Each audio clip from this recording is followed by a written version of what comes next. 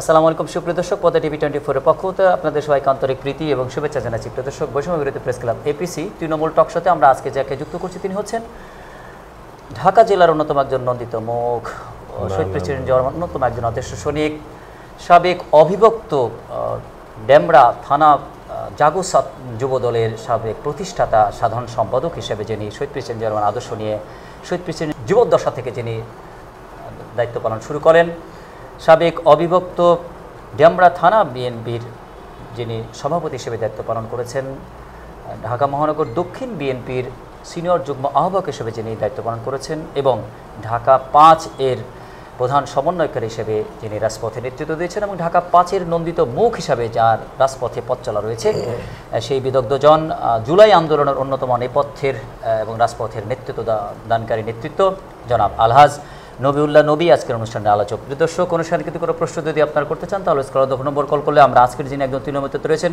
শহীদ president Ziaur Rahman আদর্শ নিয়ে যিনি রাজপথে নেতৃত্ব দিয়েছেন এবং লড়াকু নেতৃত্ব দিয়ে ঢাকার তথা যাত্রাবাড়ির যে আন্দোলনটি, সেই আন্দোলনটির যিনি ত্বরান্বিত করার প্রধান ভূমিকা পালন করেছেন, সেই বিদগ্ধজন এবং ঢাকা 5 এর নন্দিত মুখ জনাব আলহাজ নবীউল্লাহ নবীর কাছ থেকে আমরা ইতিহাস, ঐতিহ্য এবং বাংলাদেশের কিছু রাজনীতি নিয়ে আপনাদের সামনে উপস্থাপন করতে যাচ্ছি।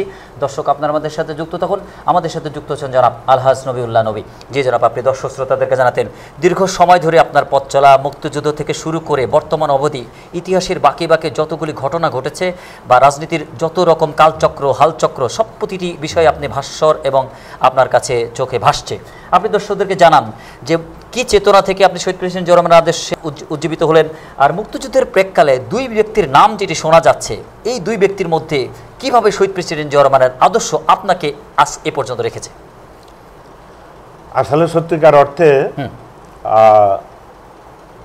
আমার পিতা হাজী সুরুজ্জামাল সাহেব, উনি রাজনীতির সাথে সম্পৃক্ত ছিল সেই ব্রিটিশ পাকিস্তান আমল থেকে। শেরে বাংলা শেরে বাংলা ফজল হক সাহেব থেকে সোহরাওয়ার্দীর সাথে উনিরা রাজনীতি করেছে। আমরা 6 ভাই। তা আমার পিতার উত্তরসূরি হিসাবে আমি রাজনীতি আমার একটা নেশা এসে গেল। শহীদ জিয়াউর রহমান যখন ক্ষমতা আসলেন, ক্ষমতা এসে উনি সাভার স্মৃতিসৌধে শ্রদ্ধা নিবেদন করতে যাবেন, তখন আমি রমনা পার্কের সামনে, আগে রমনা পার্ক বলতো, রমনা পার্ক ছিল, ওর উল্টো সাইডে সুগন্ধা একটা ছিল ভিআইপিদের জন্য, ভিআইপিদের জন্য একটা বাসস্থান ছিল। তো সুগন্ধার এখানে সমাবেত হয়েছে শহীদ জিয়া রহমানের সাথে ভিআইপি, সিআইপি, বিভিন্ন রাজনৈতিক দলের নেতারা একটা গাড়ির বহর নিয়ে স্মৃতিসৌধে যাবে, সাভার স্মৃতিসৌধে শ্রদ্ধা নিবেদন করতে যাবে। তখন আমি ওখান থেকে যাচ্ছিলাম, রিক্সাতে যেতেছিলাম। আমার বোনের বাড়ি ওই রামপুরা, ওখানে যেতেছিলাম। তখন আমি রিক্সাতে নেমে জিয়া রহমানকে দেখে আমি রিক্সা থেকে নেমে পড়লাম। রিক্সাতে নেমে আমি শহীদ জিয়া রহমানকে দেখে কয়েকটা বড় বড় বাসও ছিল, বাস, ওই বাসের মধ্যে আমি উঠে পড়লাম, বেদের সাথেই উঠে পড়লেন, যাত্রী হলেন। তা আমাকে কেউ বাধাও দেয়নি, কেউ প্রশ্নবিদ্ধ করে নেই, তুমি উঠলা কেন? তবে যা সেই সাভার স্মৃতিসৌধে শ্রদ্ধা নিবেদনের পর ফেরার পথে আওয়ামী লীগ এবং জাসদের কিছু কর্মীরা শহীদ জিয়া রহমানকে উদ্দেশ্য করে তারা কটূক্তি, স্লোগান, বক্তব্য ইত্যাদি এবং অনেক হুড়াহুড়ি শুরু করলো। তখন শহীদ জিয়া রহমানের সাথে তো সিকিউরিটি ছিল, উনি বের হয়ে চলে গেছেন, কিন্তু আমরা যারা ভিআইপিদের সাথে ছিলাম আমরা পড়ে গেছি একটা জড়তার মধ্যে, এখান থেকে কিভাবে জনগণের মধ্যে। যাক, সেখান থেকে আমরা বেরিয়ে আসার পর আমরা আবার ওই সুগন্ধায় চলে আসলাম। আবার সুগন্ধাতে আসলেন সে রমনা পার্কের পাশে। রমনা পার্কে বসে তখন শহীদ জিয়া রহমান তখন এই ভিআইপিদের নিয়ে গোল ব্যাটিং করলেন। তখন ওখানে আমি থাকতে পারি নাই। তখন থেকে আমার এই রাজনীতি, এই শহীদ জিয়া রহমান রাজনীতি সচেতনা এবং এই শহীদ জিয়া রাজনীতির সাথে সম্পৃক্ত। এবং তখন কিন্তু তখন শহীদ জিয়া রহমান দল করেন নাই, জাগো দলটি করেন নাই। হ্যাঁ, জাগো। তখন আমার মেমোরির মধ্যে আমার একটা মনের মধ্যে একটা ক্যালকুলেশন হচ্ছে শহীদ জিয়া রহমান যদি দল করে শহীদ জিয়া রহমান দলটা আমি করবো। এটা আপনার কাছে মনে হলো? হ্যাঁ, মনে হলো যে বাবা রাজনীতি করতে আমিও রাজনীতি করবেন। আচ্ছা, 1975 সালে বা 78 সালে মনে হয় শহীদ জিয়া রহমান জাগো দল সংগঠনটি করলেন। তিনি 77-এ জাগো দলটি করেন, 78-এর 1 সেপ্টেম্বরে তিনি মূল দল বিএনপি করেন, জাগো দল থেকে বেরিয়ে আসেন। তো এই জাগো যুব দলের প্রথম প্রতিষ্ঠাতা এই বিনোদ ডামরা তারা সেক্রেটারি রহমান। এর পরবর্তীতে এইভাবে শহীদ জিয়া রহমান আবার জাগো বিভিন্ন অঙ্গ সংগঠন করলো এবং জাগো দল করলো। এভাবে দল আস্তে আস্তে বড় হতে শুরু করলো। শহীদ প্রেসিডেন্ট জিয়াউর রহমানকে আপনি পাশ থেকে দেখেছেন, কাছে থেকে দেখেছেন, এবং তার জীবদ্দশার তার প্রথম যে সংগঠন, সেই সংগঠনের আপনি দায়িত্বশীল থেকেছেন। একজন মাটি মানুষের নেতা, মাটির সাথে মিশে যাওয়া নেতা, ঘাম ছোটানো নেতা, একেবারে পুরো মানচিত্রটাকে পায়ের নিচে রাখার যে নেতৃত্ব তার থেকে দেখেছেন, এটি কত বড় রাজনৈতিক আদর্শ বলে আপনার কাছে মনে হয়েছে? আমি শহীদ জিয়া রহমানকে কাছে থেকে দেখেছি যে উনি শহীদ জিয়ার মতো রাজনীতি এই দেশে আর রাজনীতিবিদ হবে কিনা আমি জানি না। আচ্ছা, তার ভিতর কোনো অহংকার ছিল না, তার একটা দেশত্ববোধ ছিল, দেশের জন্য উনি কিছু করতে চান। উনি দল সংগঠন গঠন করে সরকার গঠন করার পরে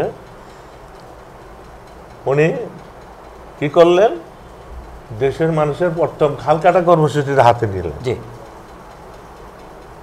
তখনকার মানুষ খাল কাটার কর্মসূচি, খাল কাটে কেন শহীদ জিয়া রহমান? তো শহীদ জিয়া রহমান বলতেন অনেক সময় জনসভা জনগণের উদ্দেশ্যে যে আমি খাল কাটার কর্মসূচি করছি সারা বাংলাদেশে।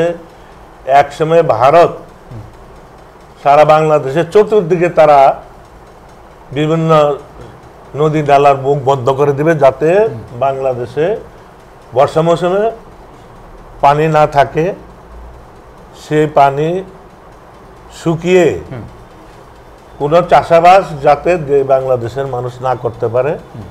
এই দেশের মানুষকে ভারতের উদ্দেশ্য ছিল এই পানি সমস্ত চারিদিক সুইচ গেট বানিয়ে মৌসুমে পানি আটকে দেয়া এবং বর্ষা মৌসুমে পানি ছেড়ে দিয়ে পুরো দেশটাকে তুলিয়ে দেওয়ার যে বিষয়টি, সেটি শহীদ প্রেসিডেন্ট জিয়া রহমান উপলব্ধি করেছিলেন। সেই উপলব্ধিটা আমরা কবে থেকে বুঝলাম, শহীদ জিয়া রহমানের যে পরিকল্পনা, এই যে খাল কাটা কর্মসূচি, যখন ভারত সুইচ গেট তৈরি করলো ফারাক্কাবাদ, তাছাড়া তিস্তাবাদ, এই সমস্ত বাদ দেওয়ার পরে দেখা গেল বাংলাদেশের নদী নালা সব শুকিয়ে যাচ্ছে এবং বর্ষার মৌসুমে যে পানি জমা থাকতো নদী নালার মধ্যে, খাল বিলের মধ্যে, সেই পানিগুলি আর নাই। তখন এই দেশে চাষাবাদ, ধান চাষ, বিভিন্ন কৃষি চাষ যেগুলো হয় এগুলি সব প্রায় বন্ধ হয়ে যাচ্ছে, শুকিয়ে যাচ্ছে। তখন মানুষ বুঝতে পেরেছে যে শহীদ জিয়া রহমান খাল কাটার যে কর্মসূচি হাতে নিয়েছিলেন, এই কারণে ভারত ভবিষ্যতে এই ঘটনা করবে, বিভিন্ন পয়েন্টে বিভিন্ন নদী নালার মুখে ভাত দিবে, তখন বাংলাদেশ শুকিয়ে যাবে, বাংলাদেশের কোনো চাষাবাস হবে না, কোনো কৃষি উন্নয়ন হবে না। এটাই ছিল ভারতের উদ্দেশ্য। সেটাকে মোকাবেলা করার জন্যই স্থানীয়ভাবে তিনি প্রত্যেকটা গ্রামে গঞ্জে থানা পর্যায়ে উনি খাল কাটা কর্মসূচি নিয়েছিলেন, যাতে বর্ষা মৌসুমে যদি পানিও শুকিয়েও যায়, তার ওই খালের থেকে যাতে পানি নিয়ে সেচ প্রকল্প করতে পারে, ইরিগেশনের মাধ্যম দিয়ে কৃষিজ পণ্য উৎপাদনের মাধ্যম দিয়ে স্বনির্ভর বাংলাদেশ গড়ার জন্য তিনি কৃষি নিয়ে কাজ করলেন। অপরদিকে আমাদের যে জনগণ যেন জনবোঝা না হয় সেটিকে লাঘব করার জন্য তিনি শ্রমবাজার, আন্তর্জাতিক শ্রমবাজারে এদেশ থেকে ম্যান পাওয়ার রপ্তানি করে যে রেমিটেন্স যুদ্ধের সূচনাটি করলেন, যার কারণে আজকে 1 কোটির উপরে রেমিটেন্স যোদ্ধা সারা বিশ্বে ছড়িয়ে আছে, যার কারণে আজকে আমরা 1 কোটি রেমিটেন্স যোদ্ধা পেয়েছি, যার কারণে আমাদের রেভিনিউ খাতকে সমৃদ্ধ করছেন রেমিটেন্স যোদ্ধারা। শেখ হাসিনার আন্দোলনে আমরা দেখেছি, এই জুলাই আন্দোলনে যখন এই রেমিটেন্স যোদ্ধারা শাটডাউন কর্মসূচি করেছে, শেখ হাসিনার বুক কিন্তু কেঁপে উঠেছে। সেক্ষেত্রে এই যে আমাদের অর্থনৈতিক সমৃদ্ধির জন্য যে রেমিটেন্স যোদ্ধারা আজকে এত বড় বৈপ্লবিক ভূমিকা রাখছেন, তাদের ফাউন্ডার হিসেবে জনাব শহীদ প্রেসিডেন্ট জিয়াউর রহমানকে রেমিটেন্স যোদ্ধারা ওন করেন কিনা, বিশ্বব্যাপী শহীদ প্রেসিডেন্ট জিয়াউর রহমানকে তারা লালন করেন কিনা, ধারণ করেন কিনা? আসলে সত্যিকার অর্থে শহীদ জিয়া রহমান যখন ক্ষমতা আসলেন এবং স্বাধীনতার পরও মানুষ কিন্তু রেমিটেন্স বলতে কিছুই জানতো না, বাংলাদেশের বুঝতো না, জানতো না, বুঝতো না। জিয়া রহমান ক্ষমতা আসার পর উনি প্রথম চিন্তা করেছেন এই দেশের বেকার সমস্যা দূর করতে হলে এবং এই দেশের রেমিটেন্স আয় বাড়ানো হলে আন্তর্জাতিকভাবে বিশ্বে আমাদের কর্মসংস্থানের জন্য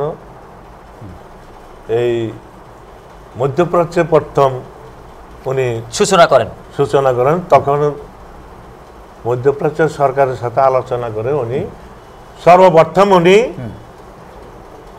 এই মধ্যপ্রাচ্যের লোক পাঠানো কর্মসংস্থানের ব্যবস্থা করেন। তখন থেকেই এই বাংলাদেশে রেমিটেন্স আসা শুরু করলো। আপনি তো সারা বিশ্বের অনেক দেশে গিয়েছেন, বিশ্ব থেকে শহীদ প্রেসিডেন্ট জিয়াউর রহমানকে এই রেমিটেন্স যোদ্ধারা কিভাবে ওন করেন, তারা তাকে শহীদ প্রেসিডেন্ট জিয়াউর রহমানকে রেমিটেন্স ফাদার হিসেবে একটা স্বীকৃতির জায়গাটিকে কিভাবে দেখছেন, বা রেমিটেন্স ফাউন্ডার হিসেবে তারা কতটা ওন করেন বলে আপনি মনে করছেন? শহীদ জিয়া রহমান যখন বিদেশ যেতেন, শহীদ জিয়া রহমান এই বাংলাদেশের বেকার মানুষ গ্রামে গঞ্জে কৃষি ক্ষেত খামার করে কাজ করতো, জীবন ধারণ করতো। খুব পুয়ার কান্ট্রি ছিল বাংলাদেশ, তলাবিহীন ঝুড়ি আর কি, তলাবিহীন ঝুড়ি। শহীদ জিয়া রহমান যখন হাজার হাজার লাখ লাখ যুবকদের এই মধ্যপ্রাচ্যে বিভিন্ন দেশে, ইউরোপিয়ান কান্ট্রিতে এই লোক জনবহল যখন এই কর্মসংস্থানের ব্যবস্থা করলেন, তখন এ দেশের রেমিটেন্স ব্যাপক হারে বাড়া শুরু করলো। জিয়া রহমান যখন বিদেশ যেতেন, এই সমস্ত রেমিটেন্সকারীরা বা ওখানে যারা বাঙালিরা কর্মসংস্থানের সাথে জড়িত ছিল, তারা ব্যাপকভাবে শহীদ জিয়া রহমানকে সম্বর্ধনা করতো এবং ব্যাপকভাবে তাকে সম্মানের সহিত শহীদ জিয়া রহমানকে তারা রেসপেক্ট করতো। এমনকি শুধু বিদেশিরা নয়, সারা বাংলাদেশের মানুষ বুঝতে পারলো যে শহীদ জিয়া রহমান আজকে থাকা কারণে আজকে গ্রামের গ্রাম আর নাই, গ্রামের গঞ্জের মানুষ আজকে এখন ধনী। এই গ্রামের গঞ্জের মানুষ ধনী হলে কিভাবে? এই শহীদ জিয়া রহমান রেমিটেন্স থেকে আসার পর গ্রামগঞ্জের মানুষ আস্তে আস্তে সমৃদ্ধ হতে শুরু করলো। মুক্তিযুদ্ধের ঘোষণা দেবার পর থেকে 71 থেকে 81 30 মে পর্যন্ত তিনি এই 10 বছরে এই জাতির কাছে কতটা নন্দিত হয়েছিলেন, কতটা হৃদয়ে জায়গা এই দেশের মানুষ করেছিল, যার কারণে তার শাহাদাতের পর তার শেষ বিদায়কালীন যে আবেগ আপনারা তার প্রতি রাখলেন, যে ক্রন্দনজনিত হয়ে তাকে আপনারা শেষ বিদায়টি করলেন, এটি কত বড় ঐতিহাসিক একটি দিন ছিল, কতটা আবেগের জায়গা তিনি শহীদ প্রেসিডেন্ট জিয়া রহমান তার শাহাদাতের পরে তিনি টাচ করতে পেরেছিলেন। আপনি তো অনেক লম্বা প্রশ্ন করলেন। শহীদ জিয়া রহমান নাম বলতে কে জানতো না এই দেশের মানুষ। 1971 সালে যখন স্বাধীনতা যুদ্ধ শুরু হলো, যখন স্বৈরাচারী পাক শাসক গোষ্ঠীরা 26শে মার্চ এই দেশের গণমানুষের উপর হামলা শুরু করলো, নির্যাতন শুরু করলো, তখন এই দেশের মানুষের হাল ধরার মতন কেউ ছিল না। এই দেশে কিন্তু দুইটা দল ছিল পলিটিক্যাল, আওয়ামী লীগ এবং জাসদ। তারা কিন্তু হাল ধরলেন না যে এই যে সাধারণ মানুষের বাঙালিদের উপর পাক স্বৈরাচারী শাসকরা যেভাবে অত্যাচার নিপীড়ন নির্যাতন করছে, হাজার হাজার লাখ লাখ মানুষ ভারতের দিকে দাবিত হচ্ছে, পালানোর পথ খুঁজছে। তখনই শহীদ জিয়া রহমান এই দেশের মানুষের হাল ধরলেন এবং জাতির উদ্দেশ্যে উনি ভাষণ দিলেন, এই দেশের মানুষকে স্বাধীনতা ঘোষণা দিলেন এবং মুক্তিযুদ্ধে আহ্বান করলেন। তখন এই শহীদ জিয়া রহমানের এই সারা পেয়ে সারা বাংলাদেশের তলমত নির্বিশেষে কৃষক, শ্রমিক, ছাত্র জনতা এবং এদেশের সেনাবাহিনী, পুলিশ, সমস্ত বাহিনী তারা জিয়া রহমানের এই স্বাধীনতার ঘোষণা, মুক্তিযুদ্ধে অংশগ্রহণ করলেন। সেই দীর্ঘ 9 মাস যুদ্ধ করেছে শহীদ জিয়া রহমান এবং এদেশের প্রতিটা মানুষ জীবন বাঁচার জন্য যুদ্ধ করেছে, কিন্তু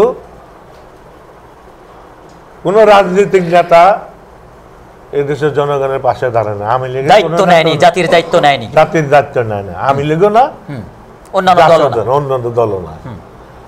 শহীদ জিয়া রহমান তখন যদি এদেশের দায়িত্ব না নিতেন,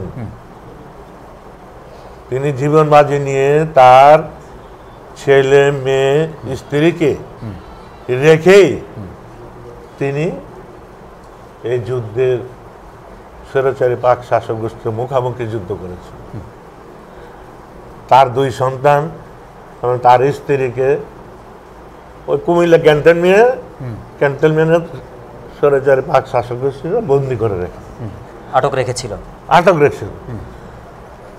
আমি তো মনে করবি এই তারেক রহমান বলেন, কোকো বলেন, দেশনীতি বেগম খালেদা জিয়া, তারাও মুক্তিযোদ্ধা। কারণ এই জাতির মুক্তির জন্য তারাও তো মানে প্রতিটা মুহূর্তে মৃত্যুর ঝুঁকি তাদের উপরে ছিল, প্রতিটা মৃত্যুর ঝুঁকি তাদের ছিল। এবং জিয়া রহমান পিছের দিক তাকান নাই যে আমার ছেলে কোথায়, আমার স্ত্রী কোথায়, সেদিক না থেকে গণনা মানুষের জন্য, দেশ রক্ষার জন্য তিনি সরাসরি মুক্তিযোদ্ধাদের নিয়ে ফ্রিডম ফাইটার করেছেন, সরাসরি যুদ্ধ করেছেন। আর আওয়ামী লীগরা কি করেছে, তারা ভারতে পালিয়ে গিয়ে তারা আনন্দ উল্লাস করেছে, তারা কোনো যুদ্ধে অংশগ্রহণ করেনি। এখন গত স্বৈরাচারে শেখ হাসিনার আমলে এই শেখ হাসিনাও বলতো এবং তার দোসররাও বলতো যে শেখ আমলে নাকি শহীদ জিয়া রহমান কোনো যুদ্ধ করেন, উনি রাজাকার ছিলেন। এটা কথার কথা। তারা এরকম জীবনটা ভরাই তারা মিথ্যা রাজনীতি করেছে এবং এই দেশের জনগণকে ঠকিয়েছে এবং এই দেশের মানুষের কল্যাণে তারা কোনোদিন এগিয়ে আসে। আজকে যদি শহীদ জিয়া রহমান এই দেশ স্বাধীন করে না দিত, আজও পর্যন্ত এই দেশ স্বাধীন হতো না। ৭২-এর 10 জানুয়ারি জনাব শেখ মুজিবুর রহমানকে এদেশের মানুষ স্বাগত জানালো এবং তার হাতে এদেশটাই ছেড়ে দেওয়া হলো। তিনি 3.5 বছরে এদেশের ক্ষমতা পাওয়ার পরে এদেশ মানুষের সাথে কেমন ব্যবহার করলেন, যার কারণে ৭২ জানুয়ারিতে যাকে ফুলেল শুভেচ্ছাতে গ্রহণ করা হলো, ৭৫-এর 15 আগস্টে তার লাশটি ধরার জন্য কেউ এগিয়ে গেল না। নিজের পরিবারের মাত্র 18 জন লোক কোনো রকম করে দাফন কাপন করে তাকে পৃথিবী থেকে দায়সারা হিসেবে দাফন কাপন করলো। একজন মানুষ নিজেকে কতটা অসহায় করলে তার শেষ বিদায়টি এমন হয়েছিল। আসলে এই বাংলাদেশের মানুষের অনেক আশা আকাঙ্ক্ষা ছিল যে শেখ মুজিবুর রহমান এই দেশের মানুষের জন্য একজন নেতা হবেন, ভালো কিছু করবেন এবং এই দেশের মানুষের আশাও ছিল শেখ মুজিবুর রহমানকে জাতির পিতা স্বীকৃতি দেবে। কিন্তু শেখ মুজিবুর রহমান সাহেব তিনি সে আশা না করে তিনি এই দেশের প্রধানমন্ত্রী হবেন, এই দেশ পরিচালনা করবেন, এই দেশ শাসন করবেন। বরঞ্চ উনি কিন্তু উচিত ছিল এই দেশের প্রধানমন্ত্রী না হয়ে উনি যদি জাতির পিতা হয়ে সম্মানের সহিত একটা দৃষ্টি স্মৃতি হয়ে থাকতেন, তাহলে কিন্তু এটা চির একটা অম্লান হয়ে থাকতো। শেখ মুজিবুর রহমান চির অম্লান থাকতেন, ইতিহাসে তিনি ইতিহাসে অমর হয়ে থাকতেন, জাতির পিতা হিসেবে স্বীকৃতি পেতেন। জাতির পিতা হিসেবে স্বীকৃতির ব্যাপারে আমি একটু প্রশ্ন রাখছি আপনাকে। আমার কথা শেষ হয় না, আপনি যে প্রশ্নটা করলেন যে ৭২-এ উনি ক্ষমতা নিয়ে কি করলেন, উনি প্রতিটা দেশের মানুষ, জাতির মানুষ অনেক আশা ছিল, সেই আশা তো পূরণ করতে পারেন নাই, অথচ তার পরিবার পরিজনদেরকে নিয়ন্ত্রণ করতে পারেন। দেখা গেল যে এই দেশের ব্যাংক বিমা তখন থেকেই লুটপাট শুরু হলো, তার ছেলে সন্তান তার পরিবারেরাই ব্যাংক লুট করার মতন। এরপরে এই লুটপাটের ঘটনায় এই দেশ অর্থনৈতিকভাবে প্রায় পুঙ্গ হয়ে গেল।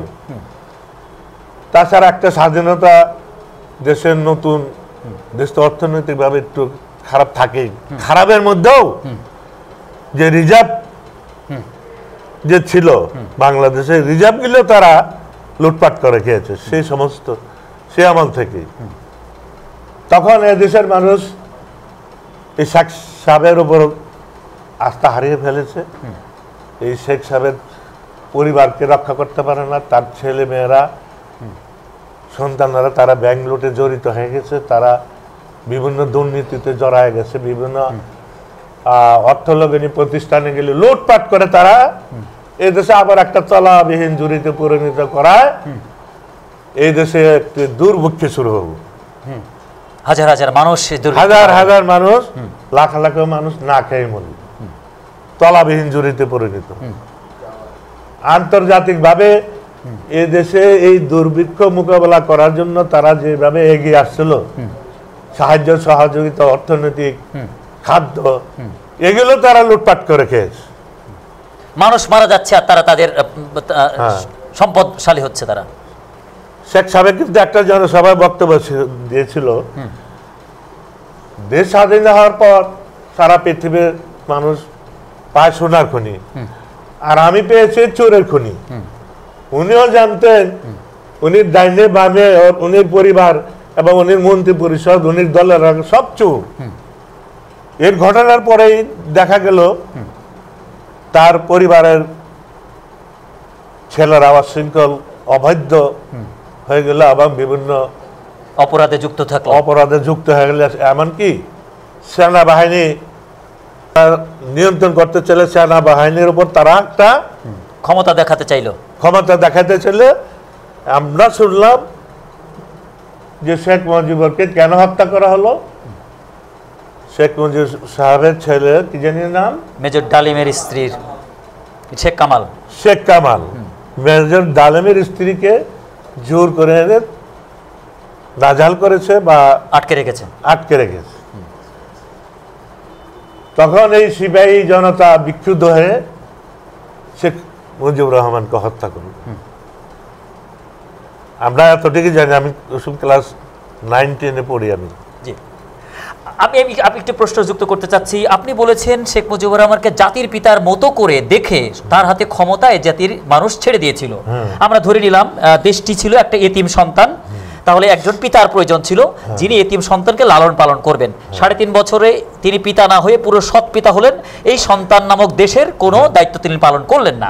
তাহলে একজন জাতির পিতার প্রয়োজনীয়তা আবার থেকেই গেল, যার কারণে এই 75-এর 7 নভেম্বরে বিপ্লব এবং সংহতি দিবসের মাধ্যম দিয়ে শহীদ প্রেসিডেন্ট জিয়াউর রহমানকে এ জাতির আরেকজন পিতার মতো করে দায়িত্ব দেওয়া হলো, এবং তিনি সেটি দায়িত্ব পালন করলেন বিধায় জাতির পিতার যে জায়গাটি সেটি শহীদ প্রেসিডেন্ট জিয়াউর রহমানকে দেবার কারণেই তার শেষ বিদায়ের প্রতি নিজের পিতার চাইতে মানুষ তার প্রতি যে আগ্রহ আবেগটা রেখেছিল সেটাই প্রমাণ হলো কিনা। জাতি তাহলে 75 থেকে 81 পর্যন্ত তাদের আসল পিতা পেয়ে গিয়েছিল কিনা? যখন শেখ মুজিবুর রহমানকে সিপাহী জনতা হত্যা করলো, তখন শহীদ জিয়া রহমানকে সিপাহী জনতাই ক্ষমতা বসালেন। তখন এই দেশের সারা বাংলাদেশের হাজার হাজার কোটি কোটি মানুষ তাকে নিয়ে আনন্দ উল্লাস করেছেন। সিপাহী জনতা বিপ্লব হওয়ার পরও জনগণ শহীদ জিয়া রহমানকে সমর্থন দিলেন। এরপর শহীদ জিয়া রহমান একটা সরকার গঠন করলেন। সেই সরকার গঠনের মধ্যে দিয়ে তো এদেশের মানুষের যে অধিকার ফিরিয়ে দিলেন, এদেশের মানুষের মৌলিক অধিকার ফিরিয়ে দিলেন, এদেশের মানুষের গণতান্ত্রিক অধিকারকে ফিরিয়ে দিলেন, রাজনৈতিক অধিকার ফিরিয়ে দিলেন, এদেশের মানুষের ভোটার অধিকার ফিরিয়ে দিলেন। তখন এদেশে একটি সুস্থ একটি গণতান্ত্রিক মৌলিক অধিকার আবার ফিরে আসলো। যারা নাকি দীর্ঘদিন সত্যিকার পিতৃত্ব পেল জাতি, জাতি, যারা নাকি এই দেশটাকে বাকশালের মধ্যে দিয়ে একদলীয় শাসন কায়েম করে তুলেছিল, সেটাকে ভঙ্গ করে শহীদ জিয়া রহমান এই দেশের মানুষের অধিকার, মৌলিক অধিকার, গণতান্ত্রিক অধিকারের জন্য উনি স্বাধীন দিয়ে দিলেন, কথা বলার সুযোগ দিলেন। ৭২ থেকে ৭৫ পর্যন্ত তো কোনো সাংবাদিক মুখও খুলতে পারত না। চারটি পত্রিকা ছাড়া কারো আমাদের কথা বলার কোনো সুযোগ ছিল না, আমাদের উত্তরসূরিরা কথা বলার কোনো সুযোগ ছিল না। শুধু ২টা-৩টা তাদের নিয়ন্ত্রিত পত্রিকা তারা রেখেছিল, দৈনিক বাংলা আর বাংলার বাণী। আর কোনো পত্রপত্রিকা এদেশে ছিল না। এদেশের মানুষের পক্ষে কথা বলার জন্য সাংবাদিকরা স্বাধীনভাবে জনসমর্থনে সারা পৃথিবীকে এই জাতি কি অবস্থা আছে, বাংলাদেশের মানুষ স্বাধীনতার পর কি অবস্থা আছে, সেটা সারা পৃথিবীকে বুঝতে দিত না, জাতিকেও বুঝতে দিত না। ৫৪ বছরে আমাদের জাতির পিতার বিষয়টি আজ পর্যন্ত কিন্তু অমীমাংসিত পর্যায়ে রয়ে গেছে। আওয়ামী লীগ আসলেই এই ৭২ থেকে ৭৫ সৎ পিতাকে তারা জাতির পিতা বানানোর অপচেষ্টা করে। আমরা দেখেছি শেখ মুজিব শতবার্ষিকী উপলক্ষে হাজার হাজার কোটি টাকা রাষ্ট্রের অর্থ কিন্তু লোপাট করা হয়েছে। কিন্তু যিনি জাতির সবচেয়ে বেশি স্বীকৃত পিতৃত্বময় স্নেহ ভালোবাসা যিনি জাতিকে দিয়েছেন, তার জাতির পিতার ব্যাপারে জাতি কেন কথা বলে না? ইতিহাসের এই অমীমাংসিত বিষয়টি সামনে আনাটা দরকার আপনি মনে করেন কিনা? শেখ মুজিবুর রহমান, এদেশের জনগণ তো চেয়েছিল শেখ মুজিবুর রহমান এই দেশের মানুষের একজন জনপরায়ণ নেতা হিসাবে আন্দোলন সংগ্রাম করেছেন, কিন্তু তিনি কিন্তু স্বাধীনতার জন্য কোনো সময় আন্দোলন করেন আমরা শুনিনি, কানেও শুনিনি। উনিরা আন্দোলন করেছেন উনিরা এদেশের প্রধানমন্ত্রী হওয়ার জন্য। উনিরা জাতির পিতা হবেন বা এদেশে যুদ্ধ করে স্বাধীনতা অর্জন করবেন, এই চিন্তা তারা কিন্তু আওয়ামী লীগের মধ্যে ছিল না। তবে আপনি যে কথাটা বারবার বলতেছেন জাতির পিতা, এটা তো অমীমাংসিত, এটা সারা জীবন অমীমাংসিতই থাকবে। আমার তো মনে হয় আমাদের যে বিএনপির চেয়ারম্যান শহীদ জিয়া রহমান, যে এই দেশের মানুষের স্বৈরাচারী পাক শাসক গোষ্ঠীর বিরুদ্ধে লড়াই করেছে, যুদ্ধ করেছে, সেই স্বাধীনতার প্রতীক এবং স্বাধীন জাতির পিতা হিসেবে তারাই ঘোষণা দেওয়া উচিত ছিল।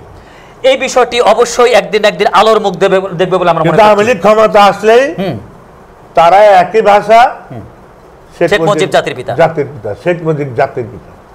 ওই এই দেশের মানুষ যদি গ্রহণ করত, এই দেশের মানুষ ৭২ থেকে তাদের যে ইতিহাস, তাদের ইতিহাস তো নতুন প্রজন্মের যারা আছে উনিরা তো জানেন না।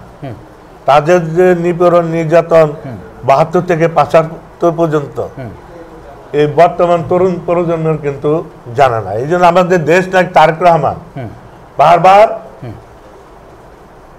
যখন উনি ভাষণ দেন, তখন কিন্তু বারবার এই তরুণ প্রজন্মের প্রতি গুরুত্ব দেন এবং তাদেরকে বিভিন্ন শিক্ষার জন্য বিভিন্ন কর্মসূচি দেন। যেমন কিছুদিন আগে, এই বছরখানে আগে তিনি ৩১ দফা কর্মসূচি দিয়েছেন ২০২৩ সালে। এই ৩১ দফার মধ্যে স্বাধীনতা যুদ্ধের পর থেকে বর্তমান চলমান ঘটনাবলী এবং কিভাবে এই দেশের মানুষের ভাগ্যের পরিবর্তন করা যায়, কিভাবে এই দেশের মানুষের উন্নয়ন করা যায়, কিভাবে কোন কোন জায়গায় সংস্কার দরকার, উন্নয়ন করা যায়, কিভাবে খাল কাটা কর্মসূচি গ্রহণ করা যায়, সমস্ত কর্মসূচি এই যুবকদের মধ্যে দিয়ে দিচ্ছে। এই 31 দফা কর্মসূচির মধ্যে সব কিছু তারেক রহমান গেয়ে গেছে। 81 সালের পর থেকে দুই নেত্রীর বাংলাদেশ দেখেছে এ জাতি, দুই নেত্রীর আচার আচরণ কথাবার্তা এ দেশের মানুষের মুখস্থ। এক নেত্রী 5 বার, এক নেত্রী 3 বার প্রধানমন্ত্রী হয়েছেন। দুই নেত্রীকে এ দেশবাসী কেমন ভাবে আসলে ধারণ করছে? এই দেশবাসী তো দুই নেত্রীকে কেমন ভালোবাসা বাসে বৈষম্য বিরোধী আন্দোলনে যে দেশবাসী জব দিয়ে দিচ্ছে। তারা দীর্ঘ 17টি বছর এদেশের মানুষের গণতান্ত্রিক অধিকার, এদেশের মানুষের ভোটার অধিকার, এদেশের মানুষের ন্যায্য অধিকার ছিনে নিয়েছিল। এবং তারা শিক্ষাঙ্গনে বলেন, চাকরিতে বলেন, তার একটা বৈষম্য নীতি শুরু করলেন মুক্তিযোদ্ধার নামে। শুধু মুক্তিযোদ্ধারাই চাকরি পাবে এত%, আর এত% ইউনিভার্সিটির শিক্ষা গ্রহণ করতে পারবে এত%। শিক্ষার মধ্যে, চাকরির মধ্যে পার্সেন্টেজ আবার কিছু, যারা মেধা ভালো শিক্ষা গ্রহণ করছে তারাই তো অগ্রাধিকার হিসেবে চাকরি পাবেন, তারা ইউনিভার্সিটি লেখাপড়ার সুযোগ পাবেন। কিন্তু উনি কি করলেন, কোঠা করে দিলেন, যারা আওয়ামী লীগ করবে তারা চাকরি পাবে, যারা মুক্তিযুদ্ধ করছে তার 14 গোষ্ঠী চাকরি করবে, নাতিপুতি সহ। কিন্তু এই যে মেধা লেখাপড়া করে কইরা লাভ কি হলো? অর্থাৎ মেধাহীন সমাজ হোক, রাষ্ট্র হোক, তাতে আওয়ামী লীগের কিছু যায় আসে না। আওয়ামী লীগের কোনো যায় আসে না। এই জন্য আওয়ামী লীগ এবং আওয়ামী লীগের নেত্রী শেখ হাসিনা এবং খালেদা জিয়াকে কিভাবে মানুষ দেখছে, খালেদা জিয়ারটা আমি পরে বলবো, শেখ হাসিনাকে কিভাবে দেখছে গত জুলাই আগস্টে মানুষ প্রমাণ করে দিয়েছে, বুঝিয়ে দিয়েছে। হ্যাঁ, এর বিষয়ে আমি কিছু বলতে চাই না। একজন প্রধানমন্ত্রী দেশের এত বছর উনি নেতৃত্ব করেছেন, রাজনীতি করেছেন, উনি চেয়েছেন এককভাবে সারা জীবন মৃত্যুর আগ পর্যন্ত জোর করে ক্ষমতা থাকবেন, ভোটার বিহীন ভাবে ক্ষমতা থাকবেন, এদেশে গণতন্ত্র থাকবে না, এদেশে ভোটের প্রয়োজন নাই। হ্যাঁ, ভোট হবে, ভোটের মানুষ আসবে না। এইভাবে তিনি অবৈধভাবে এই 16টি বছর ক্ষমতা চালিয়ে গিয়েছে। আর আমাদের দেশ নেত্রী বেগম খালেদা জিয়া কথা আপনি যে প্রশ্ন করলেন, উনি কেমন ছিলেন? আরে জাতি, আজকে যদি দেশ নেত্রী বেগম খালেদা জিয়া থাকতে হয় 16টি বছর, আজকে এই দেশটি সিঙ্গাপুরে পরিণত হতো। আমাদের নেত্রী, আমাদের চেয়ারম্যান শহীদ জিয়া রহমান এবং বর্তমান তার উত্তরসূরি তারেক রহমান, তাদের নীতি আদর্শ, এটা একটা ব্যাখ্যা আমি দিতে পারবো না। আর শেখ হাসিনার নীতি আদর্শ, তার পরিবার নীতি আদর্শ মিলে দেখেন যে কতটুক পার্থক্য। এই লুটপাটের রাজনীতি খালেদা জিয়া করে নাই, বিএনপিও করে নাই। এই দুর্নীতি, ব্যাংক বিমা, আমরা কোনোদিন শুনি না যে ব্যাংক বিমা লুটপাট করে এখান থেকে টাকা নিতে হয়। এবার শুনলাম, দেখলাম যে ব্যাংক বিমা প্রধানমন্ত্রীর থেকে তার ভাই বোন, তার ছেলে মেয়েরাও ব্যাংক লুটপাট করেছে। এটা বিএনপির ইতিহাসে, খালেদা জিয়ার ইতিহাসে তার পরিবারও আপনি এরকম দেখেন। ম্যাডাম খালেদা জিয়া রাজপথ থেকে 4টি উপাধিতে ভূষিত হয়েছেন: দেশনেত্রী, আপসনেত্রী, দেশনেত্রী, গণতন্ত্রের মাতা। গণতন্ত্রের জন্য, আপোষকামিতার জন্য বিশ্বের অনেক ব্যক্তি রয়েছেন যারা নোবেল লরিয়েট হয়েছেন। বিগত 4 বছর আগে ইথিওপিয়ার প্রধানমন্ত্রী কিন্তু গণতন্ত্রের লড়াইয়ের কারণে তিনি কিন্তু নোবেল লরিয়েট হয়েছেন। আমরা দেখতে পাই অং সান সু চি বিগত 30 বছর আগে তিনি গণতন্ত্রের লড়াইয়ে যুক্ত থাকার কারণে, পিস ফর ডেমোক্রেসির কারণে তিনি কিন্তু নোবেল লরিয়েট হয়েছেন। ম্যাডাম খালেদা জিয়ার এই এত বছরের ত্যাগ তিতিক্ষা, বচন বাচন, কথাবার্তা, আচার আচরণ, নেতৃত্ব, প্রতিটি বিষয় বিশ্লেষণ করে আন্তর্জাতিক অঙ্গন আসলে কিভাবে দেখছে, বিশ্ব মোড়লেরা ম্যাডাম খালেদা জিয়ার নেতৃত্বটাকে কিভাবে দেখছে, সেদিন কি আর বেশি দূরে নাকি আমরা কোনো সুসংবাদ পেতে পারি কিনা? নোবেল কমিটি আসলে ম্যাডাম খালেদা জিয়াকে কোন জায়গায় রাখতে চাচ্ছে বলে আপনি মনে করছেন? আসলে সত্যিকার অর্থে বলতে গেলে দেশনেত্রী বেগম খালেদা জিয়ার যে অবদান এই দেশের এবং এই দেশ পরিচালনা করার জন্য উনি দীর্ঘ শ্রম মেধা উনি দিয়ে গিয়েছেন এবং স্বৈরাচারী পাক শাসক গোষ্ঠীর রোশানালে উনিরা যে মোকাবেলা করেছেন, ফেস করেছেন, পালিয়ে পালিয়ে বেড়েছেন, বিভিন্ন কারাভোগ করেছেন। এরপরে শেখ হাসিনা ক্ষমতা আসার পর এই আমাদের নেত্রী দেশ বেগম খালেদা জিয়া উনিকে কি ঘরে রেখেছিল? পরিত্যক্ত একটি বাড়ি, পরিত্যক্ত একটা বাড়িতে, যে বা ঘরটা আমিও তো জেল খেটেছি, সে ঘরটি পোকা মাকড় আবর্জনা মধ্যে ফেলে রেখেছিল। উনি যে দীর্ঘ কতদিন জেলে ছিল? সব মিলিয়ে 8 বছর। এই 8টি বছর যে ঘরটার মধ্যে উনি 7 বছর মনে হয়েছিল, এই ঘরটির মধ্যে উনি কিভাবে বসবাস করেছেন, কিভাবে উনি জীবন ধারণ করেছেন, উনি তো মরে যাওয়ার কথা। উনি যে ত্যাগ স্বীকার করেছেন, উনি যে বেঁচে আছেন, উনি তো মেরে ফেলার জন্য তারা ষড়যন্ত্র করেছেন। স্লো পয়জিং কথা শোনা গেছে। জি, আজকে দেশনেত্রী বেগম খালেদা জিয়া অসুস্থ কেন? তাকে এমন স্লো পয়জিং করা হয়েছে, ধীরে ধীরে ধীরে ধীরে ধীরে উনি ওই স্লো পয়জিং এর মধ্যে উনি যাতে মারা যান, তারা এই পরিকল্পনা করে তাকে জেলে আটকে রেখেছে। এই যে দীর্ঘদিন একটা মহিলা নেত্রী সারা পৃথিবীতে এত ত্যাগ তিতিক্ষা দেশের মানুষের জন্য, দেশের জনগণের জন্য, কোনো এত জেল, এত পরিশ্রম, এত জেল খাটেনি। আপনি যেটা বললেন, যেসব নেতার কথা বললেন যারা পেয়েছে, কি পেয়েছে, নোবেল পুরস্কার পেয়েছে, যারা নোবেল পুরস্কার পেয়েছে, উনি তো অনেক আরো আগেই নোবেল পুরস্কার দেওয়া উচিত ছিল। আমি মনে করি উনি বেঁচে থাকার আগে আমার মনে হয় নোবেল পুরস্কার, এটা আপনারা মনে করেন? মনে করি। জি, জনাব তারেক রহমানের নেতৃত্বে যেভাবে দীর্ঘ 16 বছর আপনারা জড়িত ছিলেন রাজপথে, বিশেষ করে বিএনপি কোন আন্দোলনে 70% সফলতা এসেছে, কোন আন্দোলনে 80%, কোন আন্দোলনে 90%, কিন্তু শতভাগের জন্য বিএনপির যে কাঠামো তৈরি করেছিল, যে কাঠামো একেবারে এসে জুলাইতে এসে ঠেকে গেল। এবং এই জুলাই পর্যন্ত আপনি আপনার জায়গা থেকে যেভাবে নেতৃত্ব দিয়েছেন, যাত্রাবাড়ি বাংলাদেশের সবচাইতে বেশি বৃহৎ আন্দোলনের একটা ভিত্তি তৈরি করেছিল। ইতিহাস সৃষ্টিকারী যে আন্দোলনের নেপথ্যের নায়ক হিসাবে, নেপথ্যের রোল প্ল্যাকার্ড হিসাবে আপনাকে যেভাবে অন করা হচ্ছে, কেন্দ্রীয় বিএনপি থেকে শুরু করে সবাই আপনার নেতৃত্বটাকে অন করে, আপনি আপনার জায়গা থেকে কিভাবে এই বৈষম্য বিরোধী আন্দোলন থেকে শুরু করে একেবারে দীর্ঘ 16 বছর রাজপথে নিবেদিত ছিলেন, কিভাবে আপনি নেতাদেরকে নেতৃত্ব দিয়েছেন? দেখেন, এই 1 মাসে তো আর জুলাই আন্দোলনে দেশ মুক্ত হয় নাই। জি, 16টি বছর আমরা স্বৈরাচারী সরকারের বিরুদ্ধে, শেখ হাসিনার বিরুদ্ধে আন্দোলন করেছি, সংগ্রাম করেছি, যুদ্ধ করেছি।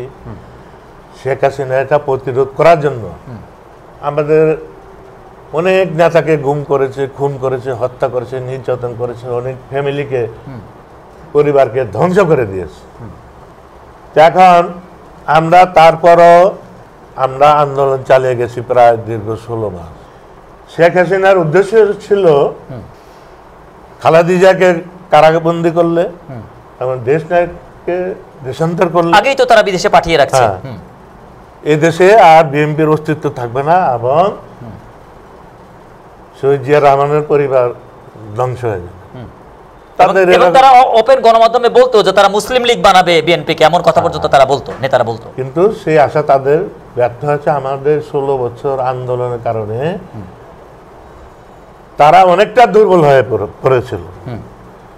আমাদের দেশ নায়ক সেই দোসর লন্ডন থেকে যদি উনি নেতৃত্ব না দিতেন, দেখেন সেই দোসর লন্ডন থেকে নেতৃত্ব দিয়ে সারা বাংলাদেশের মানুষকে এবং বিএনপি নেতা কর্মীদেরকে কিভাবে উজ্জীবিত করেছে এবং ঐক্য গড়ে তুলেছে। এই দেশনায়ক তারেক রহমানের নেতৃত্বে আমরা দীর্ঘ 16-17 বছর আন্দোলন সংগ্রাম করেছি, জেল খেটেছি, অনেক ত্যাগ স্বীকার করেছি। আমাদের ইতিহাস বলতে গেলে আপনার চোখের পানি আসবে, আমাদের নিজেরটা নিজেরা বলতে চাই না। এই 16 বছর ধারাবাহিক আন্দোলনের মধ্যে দিয়ে শুরু হলো বৈষম্য বিরোধী আন্দোলন ঢাকা ইউনিভার্সিটি থেকে, কোঠা আন্দোলন শুরু হলো। এই আন্দোলনের মধ্যে দিয়ে ইউনিভার্সিটি পর্যন্ত সে আন্দোলনটা সীমিত ছিল। আস্তে আস্তে গণ আন্দোলনের রূপ নিল। আস্তে আস্তে private university, private college, school কলেজে ছড়িয়ে পড়ল। তখন বৈষম্য বিরোধী 6 নেতাকে গ্রেপ্তার করলো ডিবি। জি, তখন এদেশের মানুষ সবাই হতাশ হয়ে গেছিল। তখনও 9 দফা বিদ্যমান। এদেশের মানুষ হতাশ হয়ে গেছিল, এই স্বৈরাচারী শেখ হাসিনাকে আর পতন করা যাবে না। এবং হাসিনা কি ভাষণ দিলেন? এই রাজাকারদের বাচ্চাদের কিসের আবার দাবি, তাদেরকে ইন্দুরের গাথায় ঢুকে দেওয়া হয়েছে, তাদেরকে আর মাথা চারা দেওয়া হবে না। তৎক্ষণিক আমাদের দেশ নায়ক তারেক রহমান জাতির উদ্দেশ্যে ভাষণ দিলেন, যেই স্বৈরাচারী শেখ হাসিনার বিরুদ্ধে যদি আপনারা রাজপথে না নামেন, আন্দোলন না করেন, তাহলে আপনাদের ফাঁসির মঞ্চে দাঁড়াতে হবে, সারা জীবন আপনাদের জেলে থাকতে হবে, এবং এদেশের মানুষকে অর্থনৈতিকভাবে পঙ্গু করে দিয়ে ভিক্ষুকে পরিণত করবে। তারেক রহমানের ভাষণে সারা বাংলাদেশের মানুষ জেগে উঠল, স্কুল কলেজ থেকে শুরু করে দল মত নির্বিশেষে রাজপথে নেমে পড়ল। এবং তারেক রহমান আমার এই পূর্বাঞ্চল গেট আন্দোলন গড়ে তোলার জন্য আমাকে ব্যক্তিগতভাবে ফোন করেন এবং বলে থাকেন, নবী সাহেব, আপনার এই ঢাকার পূর্বাঞ্চলের 8টি বিভাগের গাড়ি ঘোড়া মানুষ এখানটা চলাফেরা করে, এটা বন্ধ করে দেন, যা যা কিছু আছে তাই তাই নিয়ে নেতা কর্মীদের রাজপথে নেমে যান এবং স্থানীয় কোন মানুষকে রাজপথে নামিয়ে দেন। তখন আমি আমাদের ছাত্রদল, যুবদল, বিএনপি অঙ্গ সংগঠনের নেতা কর্মীদেরকে নির্দেশ দিলাম, তোমরা যদি বাঁচতে চাও রাজপথে নেমে যাও। আবার আমাদের স্থানীয় জনগণকে আমি হুন্ডাতে হ্যামলেট পরে মাইকিং করে বেড়াইছি রাজপথে নামার জন্য। এবং আমাদের নেতা কর্মী যারা ছিল ছাত্র দলের, মসজিদে মসজিদে মাইকিং করাইছি জনগণকে রাজপথে নামার জন্য। এই জনগণ, সাধারণ মানুষ আমার এই চট্টগ্রাম রোড, ডেমরা রোড নামতে নামতে বিশাল আকার ধারণ করে এই আন্দোলনে অংশগ্রহণ করবে। আমি নবুল্লাহ নবী শুধু নেতা কর্মীদেরকে নির্দেশ দিয়েছি, কৌশল দিয়েছি, কিভাবে যুদ্ধ করতে হবে, কিভাবে মোকাবেলা করতে হবে। এই স্বৈরাচারী সরকারি বাহিনী কিভাবে যিনি খবর পেয়েছে আমার এই বিল্ডিংটা 14 তলা, নিচের ফ্লোরে 2-4 হাজার লোক মিটিং করা যায়। এই সরকারের প্রশাসন ধারণা নিয়েছে এই বিল্ডিং এর মধ্যে প্রায় 50,000 লোক জমাত হয়েছে, এই প্রশাসনের সাথে তারা মোকাবেলা করবে। তখন হেলিকপ্টার পাঠাইলো, আপনারা তো শুনছেন। জি, হেলিকপ্টার আমার এই বিল্ডিং এর 14 তলায় এই হেলিকপ্টার হাজার হাজার রাউন্ড গুলি বর্ষণ করেছে। এবং আমার এই এলাকার আশেপাশের প্রত্যেক বাড়ি ঘরে তারা গুলি বর্ষণ করছে, অনেক সাধারণ মানুষও মারা গিয়েছে। সেটা ক্ষেত্রে আমাদের লাভ হয়েছে কোনটা? এই গুলি বর্ষণের কারণে সাধারণ মানুষ, সাধারণ পাবলিক বাড়ি ঘরে থাকতে না পারে, সেই রাজপথে ঘরে যদি থাকতে পারছে না, তবে রাজপথেই চলে যায়, রাজপথে চলে গেছে। সেখানে অবস্থান করছে লাঠি সুটা, যার যার হাতে যা আছে মা বোনের সহ এই প্রশাসনের বিরুদ্ধে লড়াই করেছে, যুদ্ধ করেছে। এই লড়াই করতে গিয়ে আমাদের প্রায় 1 শতাধিক বিএনপি নেতা কর্মী আবার সমর্থক শাহাদাত বরণ করেছে এই জোনে, এই ঢাকা 5 আসনে, ঢাকা 5-এ যাত্রাবাড়ি ডাবরা থানায়। এবং 1000 নেতা কর্মী পুঙ্গত্ব বরণ করেছে।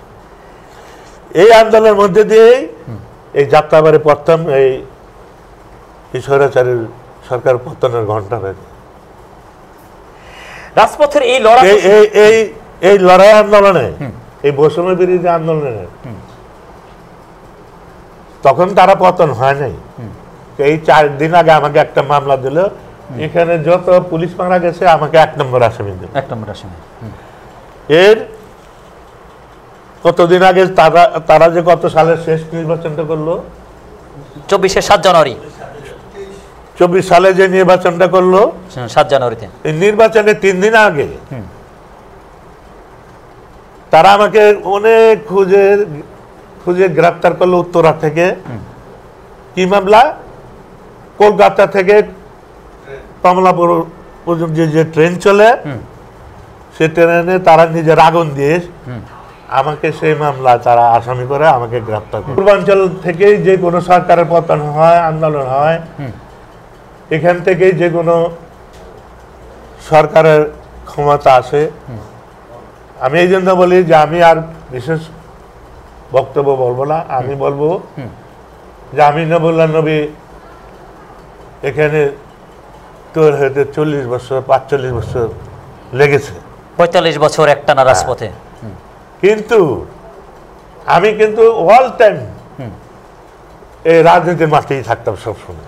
45 বছরের রাজপথের এই লড়াকু সৈনিককে আগামী ত্রয়োদশ সংসদ নির্বাচনে ঢাকা 5-এ মনোনয়ন করা হবে কিনা, নেতাকর্মীদের প্রত্যাশা পূরণ হবে কিনা, কেন্দ্রীয় নেতৃবৃন্দ কি ভাবছে, আপনি কি ভাবছেন? আপনাকে যদি মনোনীত করা হয় তাহলে এই ভঙ্গুর ঢাকা 5কে কিভাবে আপনি উন্নত সম্ভব করে গড়ে তোলার জন্য রূপকল্প রেখেছেন?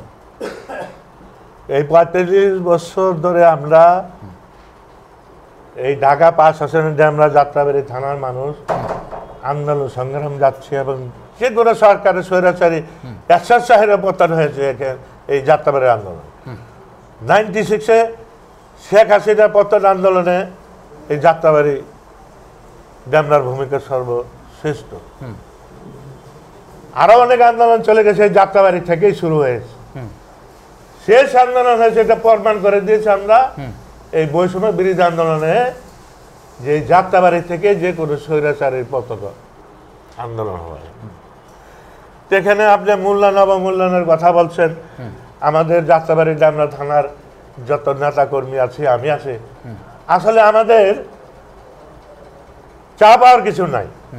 আমরা একটা স্বৈরাচার, একটা অগণতান্ত্রিক সরকারকে পতন করে পেরেছি, এটি আমাদের, আমরা খুশি। মূল্যায়ন অবমূল্যায়ন আমাদের দলের চেয়ারপারসন জনাব তারেক রহমান, উনিই মূল্যায়ন করবেন যে কাদেরকে মূল্যায়ন করা যায়, কাদেরকে এমপি বানানো যায়, কাদেরকে মন্ত্রী বানানো যায়, উনিই বিচার করবেন।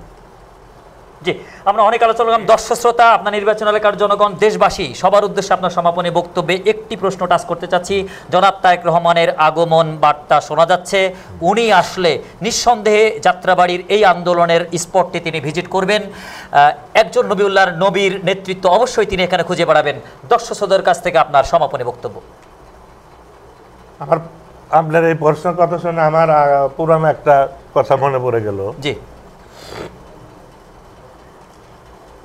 1984 সালে 82 সালে আসা সব 24শে মার্চের ক্ষমতা নেন, জোর করে ক্ষমতা নিলেন।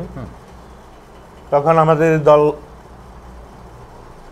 দলের হাল ধরেছিলেন দেশনেত্রী বেগম খালেদা জিয়া। উনিকে নিয়ে মিটিং করার মতন, জনসভা করার মতন কোনো লোক ছিল না এবং সাহস ছিল না। দেশনেত্রী দলে যোগদান করার পর উনিকে নিয়ে কেউ কোনো সমাবেশ, জনগণের পাশে দাঁড়ানোর সুযোগ কেউ সাহস ছিল না। দেশনেত্রী বেগম খালেদা জিয়া আমাকে বলল, তখন আমি তরুণ যুবদল করি, নবী তোমার এলাকায় একটা জনসভা করব, তুমি ওটার সভাপতিত্ব করবো। অনেকে ম্যাডামটা ফেলে চলে গেছে। হ্যাঁ, সংস্কারবাদীতে না, এরশাদের আমলে,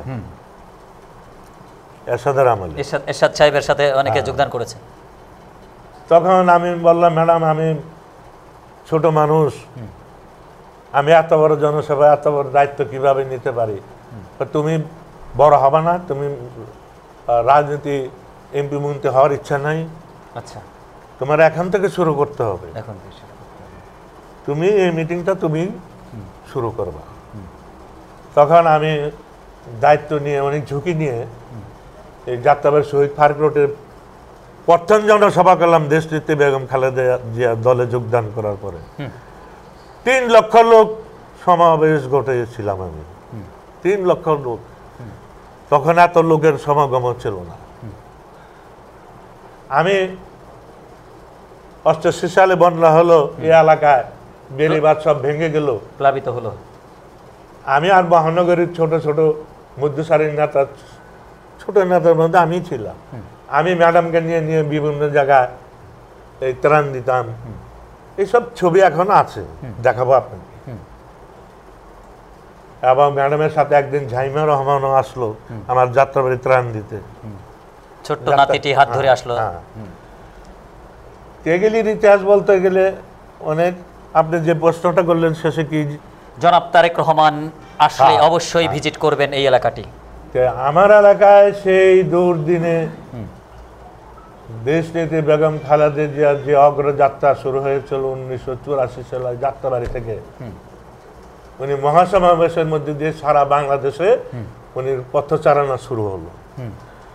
আমি মনে করি দেশনায়ক তারেক রহমান এই দেশে আসলে প্রথম আমার এই যাত্রাবাড়ি থেকে যে বৈষম্য বিরোধী আন্দোলনে 100 জন নেতাকর্মী শাহাদাত বরণ করেছেন, 1000 নেতাকর্মী পুঙ্গত্ব বরণ করেছেন। আমি মনে করি সর্বপ্রথম এই শহীদ পরিবারদেরকে সান্ত্বনা দেওয়ার জন্য তিনি এখান থেকে তিনি আবার যাত্রা করবেন, এই যাত্রাবাড়ি থেকে আবার যাত্রা করবেন।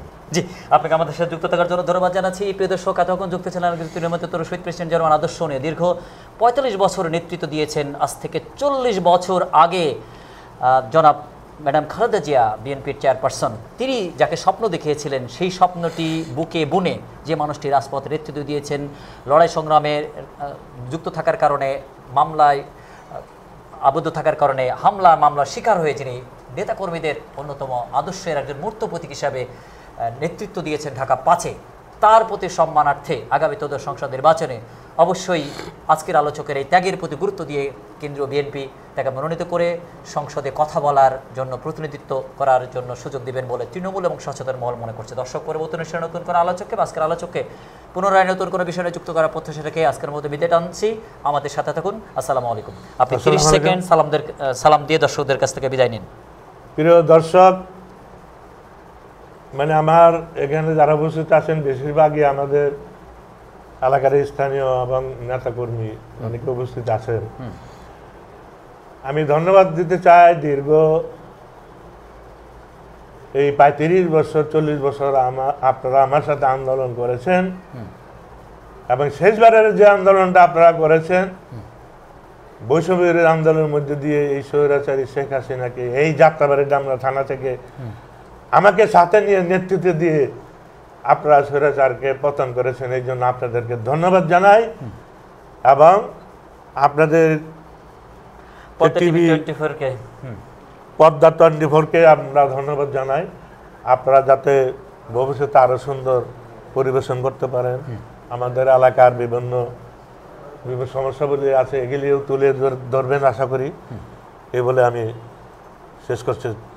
আল্লাহ হাফেজ, ধন্যবাদ আপনাদের।